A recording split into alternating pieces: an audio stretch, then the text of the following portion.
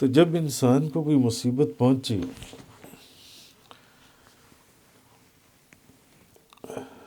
یا اس کی کوئی نعمت اس کے ہاتھ سے چلی جائے تو اس کو اس کے اوپر شور مچانا چاہیے، واویلا کرنا چاہیے، یا اس کو اس کے اوپر غور کرنا چاہیے کہ اللہ تعالیٰ نے اس نعمت کے مقابلے میں لاکھوں نعمتیں اس کو اور بھی تو دی ہوئی ہیں۔ اگر ایک نعمت کوئی ہاتھ سے چلی گئی تو کون سی ایسی بات ہے؟ اگر ایک کوئی مصیبت آ گئی تو کون سی ایسی بات ہے؟ وہ تو خود کہتا ہے کہ میں آزماتا ہوں اپنے بندے کو۔ تو اگر ایک کوئی مصیبت آ گئی تو اس کو، یا ایک کوئی نعمت اس کے ہاتھ سے چلی گئی تو اس کے اوپر کیا اس کو شور مچانا چاہیے کہ یہ میرے ساتھ کیا ہو گیا، یا اس پر غور کرنا چاہیے اور وہ یہ سوچے کہ یہ ایک نعمت تو میرے ہاتھ سے چلی گئی ہے، مگر اس کے علاوہ بھی تو خدا نے مجھے ہزاروں لاکھوں نعمتوں سے نوازا ہوا ہے۔ ایک مصیبت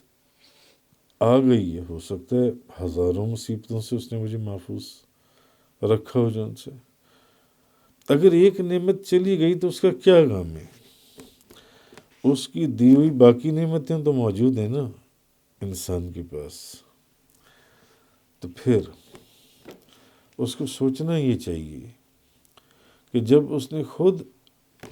ایک دن اس دنیا سے چلے جانا ہے، جب اس نے خود ہی اس دنیا سے ایک دن چلے جانا ہے، تو ایک نعمت کے چلے جانے سے کون سی بہت بڑی بات ہے؟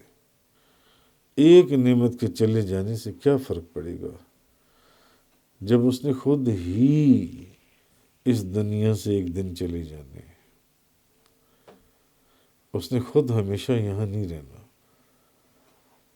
جس وجود کے ساتھ وہ ہزاروں اور لاکھوں نعمتوں کو وابستہ رکھنا چاہتا ہے، وہ وجود ہی یہاں پہ نہیں رہنا۔ تو اگر کوئی ایک دو نعمتیں چلی ہوئی گئیں تو اس پر رونے یا شور مچانے کی کون سی ایسی بات ہے؟ امام غزالی لکھتی ہیں کہ حضرت انس رضی اللہ تعالیٰ عنہ بیان کرتی ہیں کہ نبی کریم صلی اللہ علیہ وسلم نے فرمایا، اللہ تعالیٰ فرماتا ہے جب میں اپنے بندوں میں سے کسی بندے کے بدن یا مال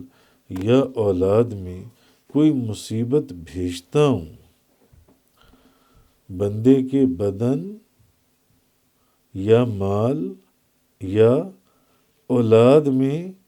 کوئی مصیبت بھیجتا ہوں، کوئی بیماری آ گئی، مال لٹ گیا، کاروبار میں نقصان ہو گیا، کوئی بچہ فوت ہو گیا، کوئی اور اس میں معذور ہو گیا، تو جب میں کسی بندے کے بدن، مال یا اولاد میں کوئی مصیبت بھیجتا ہوں اور پھر وہ اس پر صبر کرتا ہے وہ بندہ، تو میں قیامت کے دن اس کے لیے میزان قائم کرنے یا اس کا نامہ اعمال کھولنے سے